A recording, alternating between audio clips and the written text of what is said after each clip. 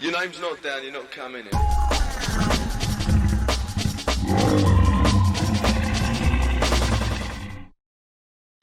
Hello, welcome to more Raw. It's a little bit of extra content for you because here at Raw, we're all about trying to share the love and letting you know about some of the cool things that are going on rave related out there. And there is one podcast about hardcore, which has been going for an incredible 11 years, making it the longest running, if not the best, hardcore podcast out there. It is the Hardcore Will Never Die podcast, and its host Col EZC joins us now. Hello, mate. How you doing? Yeah, I'm all right, mate. Are you good? Yeah, good. Thank you very much. Thank you, squeaky chair. Thanks for joining us. Appreciate it. By the way, Colin sent me some lovely stickers recently. So if anybody is watching this on video, you'll see his stickers of his Hardcore Will Never Die. And also what you don't know, Cole, is that I've just been sending out a load of stuff for our competition that we won. And not only did they win the stuff, they also got a nice Hardcore Will Never Die sticker. So we're sharing the love to all of our fans in many different ways. So there you go. Well, thank you very much for those stickers. I appreciate it. How are you? Yeah, I'm well, mate. Thanks. Yeah, not getting a bit fat and a bit hairy due to the current situation. No gyms, no hairdressers. Or age, yeah. It happens to us all, mate. We all get fat and hairy one day eventually. Yeah, I'm fighting it. Yeah, it is. It's a boring time, isn't it, mate? How are you coping with it all? Yeah, good. Yeah. I'm sort of a key worker through the real world of work, so I just sort of work straight through. No problems. Good stuff. Yeah, but I mean, more about the social side of it, really. I was asking, are you struggling? Because I know that you DJ as well, of course. So it probably impacts upon all that sort of stuff. Mate, I just miss going for a pan. Do you know what I mean? Yeah. It's so bad, isn't it? Just going and sitting in the local pub, chewing the fat, having a few drinks.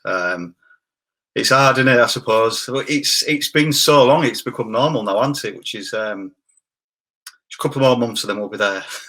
Yeah, we're recording this in March. I don't know when it's going to go out, but we're recording this in March. So by the time this goes out, you never know. We could all we might have forgotten what coronavirus is altogether.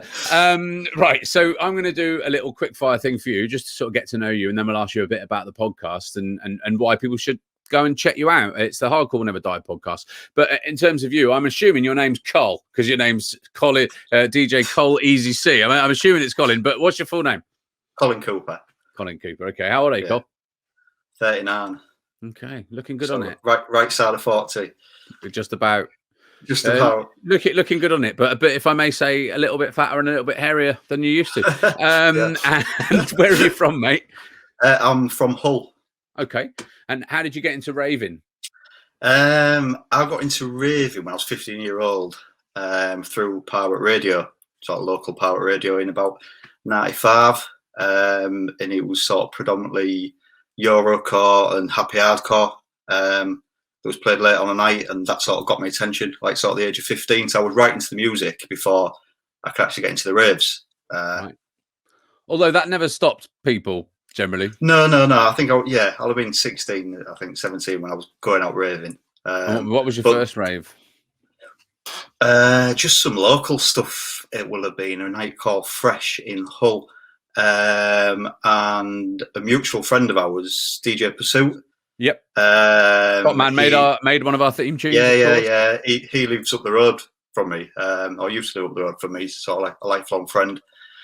He was DJing at these events and on the pirate radio and all that kind of thing. So he was a few years older than me, a bit of a someone to look up to, an inspiration. A face in the scene. Yeah.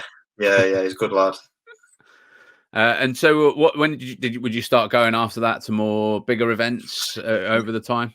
Yeah.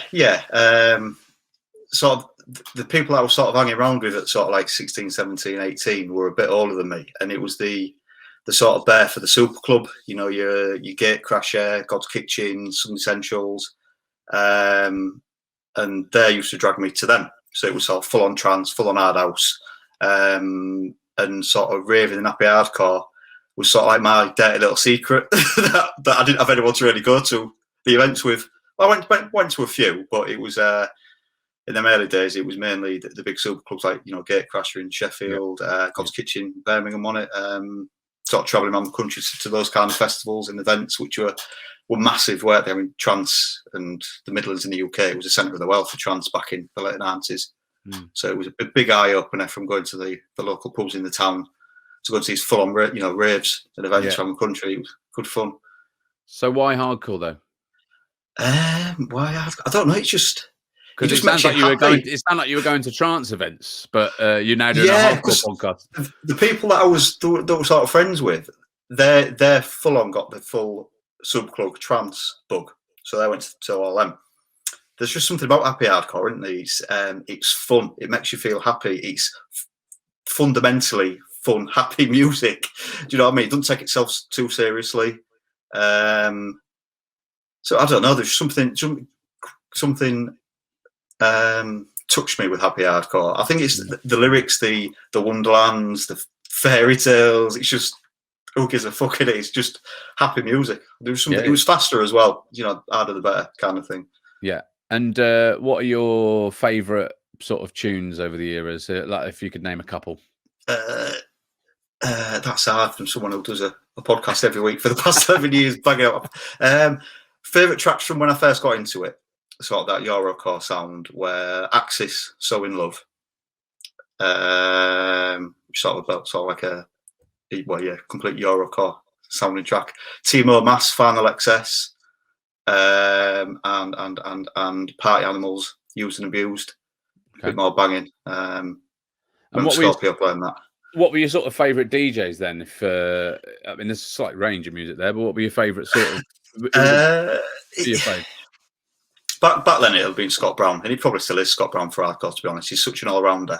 And they say never meet your heroes, and I've played on lineups with Scott Brown a few times, and he's a top geezer. I played in Glasgow with him a few years ago on the same lineup, and me and the MC that I was with pulled up to the hotel sort of late afternoon, and Scott Brown's walking into the hotel in Glasgow for this event, looking like someone out of Harlander. He's a big bloke, big flowing hair, big shirts on. And the kid that I was with, the MC that I was with, knew him. So we sort of hooked up, and Scott took us round Glasgow drinking with him and his mates, because he's from Glasgow.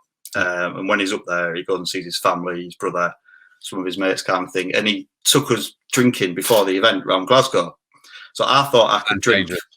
But you go drinking around the back streets, the backstreet boozers with Scott Brown.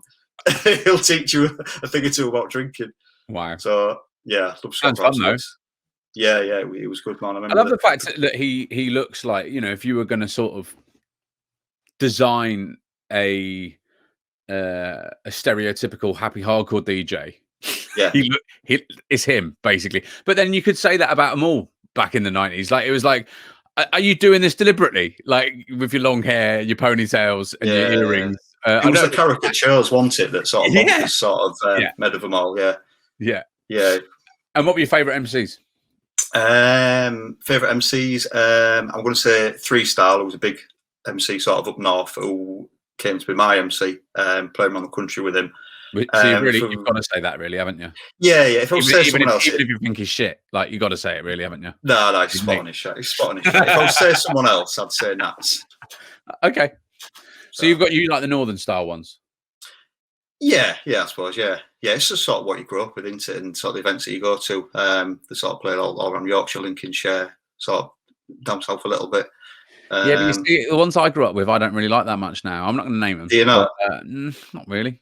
Like, I think the sort of thing, I'm much, I don't know, the older I get, the more I'm just into the music. And so I want an MC that's just going to complement the music. And for me, that is someone like Ribs. Yeah, completely, yeah. Exactly. Someone who sort of lets the music breathe and just hypes you up. The lyrics, not really quite my bag anymore. Whereas once upon a time, I would have been much more into that. Yeah, these MCs out there, aren't they, which are just all about the lyrics, constantly. Yeah, I know what you mean, yeah. And what was your favourite rave? Varbalite. Definitely. So you do enjoy the Gary Jacques interview? That was fun. Everything he said about looking after the ravers, putting on a show, it stood out. It's, there was all great raves sort of back in the day, but that just sort of stood out for me. He really looks after the ravers, all the merchandise stalls when you're walking out. Like I say, you used to have tapes ready for you to buy that you just sort of listen to. The production he put on, it was just like, God, that must have cost thousands. And what's the point? Just little details that just made the whole thing. So definitely Varbalite, yeah. Okay. I mean, you're quite clearly hardcore until you die by the looks of it. So tell us about the Hardcore Will Never Die podcast. So Hardcore Will Never Die. It is 2-hour podcast every week. It goes out live on Eruption Radio, which are online and on DAB. And we sort of explore 30 years of UK hardcore, happy hardcore, rave breaks. There's features in there, so it's not just me mixing for 2 hours. There's a record of the week. We do a 3 in a row feature where we choose 3 records from a particular DJ, producer, or record label, and we mix up them 3 records. We have a power mix where we do a 30-minute power mix where we put 2 years up side by side on Facebook and Twitter for like a democratic web vote, and whichever wins that vote, we do a 30-minute mix in that year. And then there's a 30-minute guest mix on the end, which is usually an upfront guest mix from a current producer of happy hardcore or rave breaks. So yeah, that's what we do every week. It's very musical based, really, and if people sort of want to know about, so we've just launched this. Well, we've launched Tune Tuesdays, where we're sort of giving a bit of love to some of the new young producers who are creating some new stuff. But that's just 1 tune a week, whereas you're doing it quite a lot, aren't you? And so if people want to find out what is being made now that's new, it's not just like UK upfront hardcore, is it? It's a whole range of stuff. Yeah, there's a lot of sort of Japanese hardcore on there, some Italian stuff. So the first hour is really looking at new stuff that's come out that week, and then we'll do like a classics power mix, and 3 in a row is usually something from the 90s or something like that. So there's a good mixture of what's happening now, and a nostalgic nod to the past as well. Yeah. Well, mate, as all good podcasts should have, right? I mean, I know you've been going for 11 years, but why did you decide to start it in the first place? I remember just being sat there one time on iTunes on my phone, and I thought, right, happy hardcore, it's my dirty little secret. Let's listen to some podcasts. You know what I mean? People look for the dirty little secrets on the phone at night. I was looking for happy hardcore. Yeah. And there was fuck all there. There was nothing there. This is 11 years ago. I know iTunes and podcasts have blown up everywhere now, but there was nothing there. I thought all the big jocks would have podcasts on there, and there was just nothing. So I just decided to start it, which was quite difficult back then. You use sort of websites now, pod site hosting companies, which will do a lot of it for you. But back then there was a lot of submitting to iTunes and dealing with your own RSS feed and meeting certain criteria. And I know it took.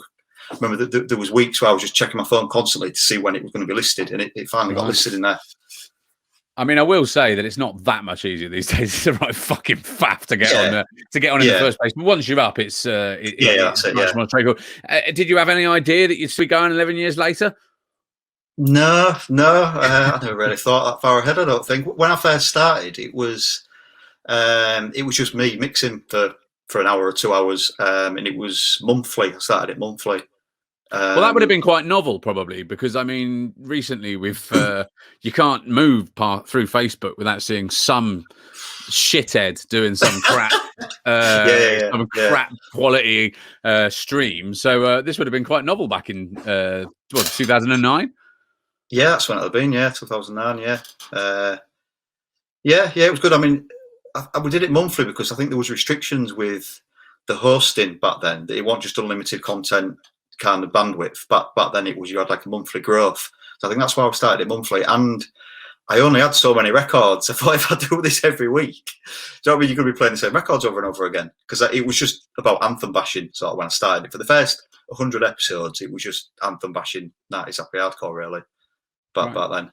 And what was the reaction to it in the early days? Did it take a while to take off? And was there a moment when you thought, oh, this is actually going somewhere here? Yeah. Sort of after when we sort of got to about 100 episodes, and it was Happy Hardcore Classics. It used to be called when I first started it. We was just sort of anthem bashing stuff, and I wanted to play more breakbeat stuff or more of the harder gabber stuff. And with the podcast being called Happy Hardcore Classics, it sort of limited to what you could play. So I changed the name to Hardcore Will Never Die after a couple of years, after 100 episodes. I didn't really think too much about it growing at first. I enjoyed doing it. I'd have done the podcast if no one listened, because I like listening back to it and the discovery of new records and all that. Do you know what I mean? And then it just sort of took off. So in a way, I mean, actually, as a DJ, being as you are a DJ, it's actually a really smart way of getting new tunes, right? Yeah. I suppose. Yeah, I mean, tunes cost nothing now, do they? I mean, like, what was it? Well, I mean, that's an unfortunate position that these producers find themselves in, isn't it? It's impossible to monetize. But you know, the thing is, it's more. I'm talking not necessarily about the cost, but you must get sent a lot. You know, you must be right on top of it. Yeah. You get. I think over the years I've sort of build up relationships with producers and labels, and there's a lot of free stuff on SoundCloud, and there's a lot of people on SoundCloud where you can buy tracks off them, and you've just got to sort of follow the right people. And over the years and years that I've had SoundCloud, I've just sort of built up a sort of community of people that I go to for that kind of music, or you see their new tunes come up and you can look at them. Must be a bit of an admin nightmare, though. I mean, I'm even finding just Tune Tuesdays is a bit of an admin nightmare, and I'm only doing one tune a week. Yeah, that's kind of why I sort of do an hour of the new stuff each week. Cause there's so much shit out there, isn't there? Especially with the new stuff everyone's producing. Not on Tune Tuesdays, mate. Not on Tune Tuesdays. but the new UK happy hardcore sound, every man and the dog's making it, and they all follow the same sort of formula. Same sample packs. You will have to forgive me here, Col. I don't know what that sounds like. What is this new UK upfront sound that they're playing? What is it like these days? The last time I listened to upfront hardcore was in about 2004. So new UK hardcore. Well, I suppose it's been called UK hardcore for quite a while. For me, hardcore was happy hard. Yeah, it was happy hardcore. Then in the 2000s, it was sort of rebranded as New School Hardcore, wasn't it? And then it's now called UK Hardcore. And you get Japanese producers making UK hardcore, which is weird. It's all just hardcore. But as long as it's got sort of... What's the sound now? The sound that I like, because there is a lot of shit out there, right, is it's got a sort of break beats behind it and a bit of a nostalgic nod to the past. And the riffs and the synths of... There's a lot of new UK hardcore stuff out there, which is 2 minutes long, 2 minutes 30 long. Do you know what I mean? They're just churning it out. A lot of the music, but at least the younger generation are making it, and it's going to push the scene forward, isn't it? I suppose. You'd hope so. I mean, they're making it. We talk a lot about this, and this is partly why we started Tune Tuesdays, because we wanted to sort of reflect that there is. It feels like, I know you say hardcore will never die, but it really did feel like it did die for a while, and actually there is a resurgence in some of the, you know, particularly as well in the breakbeat, that sort of 91 to 95. They're doing some really great stuff. For you, are you feeling that? Are you getting that impression as someone who gets new music every week and plays it out on your podcast, that there is something different and special brewing again? I mean, it never went away. It just went back underground, didn't it? It's always been there for the people who are into it. It just hardcore's always been there. It's just sort of been in the underground.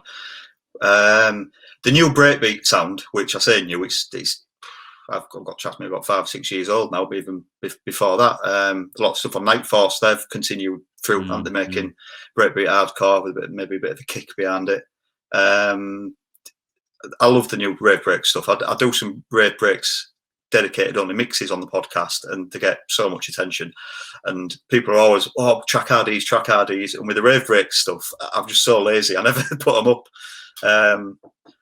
But the reason I ask is that, you know, we sort of see people like for instance, Chris Howe, Lunacy, moved back from America, a big Facebook post about how he feels like the scene is, you know, it's busier than it's ever, it's going to blow up, and he wants to be back here as part of it, maybe putting on a rave, you know, putting out young people who were never around in the 90s, people like Tim Reaper, Coco Bryce over in Holland, Pete Cannon, you know, they're the obvious thing. But there are others and more, but they're the sort of figureheads, I suppose, in this new thing. But there are more of those. They're young and they're making real quality stuff. That's what I mean. It feels like there's more good stuff being made of that old sound. Definitely. I think a lot of the people that are making it are sort of maybe our age or a bit older, were making that early breakbeat sound. But I hope that continues. There's the events that were sort of happening were more down south in the UK, weren't they, with Calling the Hardcore, and I saw one today in Oxford. Ox Breaks, I think it was. Is that the one? Yeah. Pete Cannon's on at that one.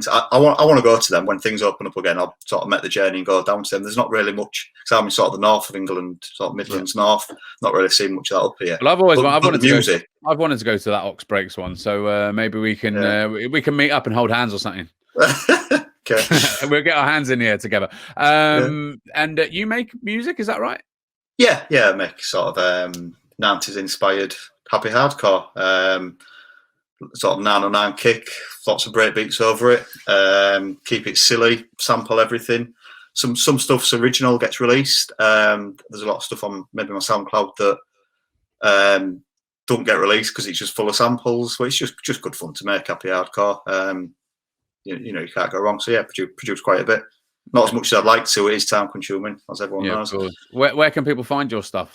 It's on Spotify. And the new stuff's on Spotify, the original stuff that you can have released. And if you go to my Soundcloud, there's probably some bootlegs and things on there that I've made. There's some fun tracks sampling like Ghostbusters and Cheech and Chong, and you know, I always used to joke.